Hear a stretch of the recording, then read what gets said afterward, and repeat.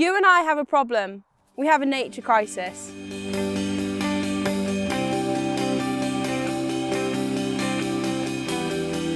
We have work to do, but we need you. We don't want to be in a race to produce food at a cost to the environment.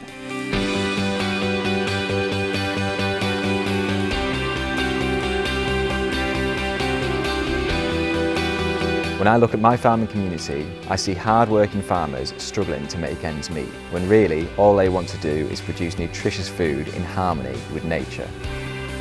Some farmers are already working with nature to produce healthy and affordable food. We need more legislative action to promote social equality in urban areas. Regenerative farming restores soil life and heals damaged ground. Nature-friendly farming protects soil, which nurtures a web of life. The food that we buy and consume matters, and not all food is equal. If you don't use us, you'll lose us.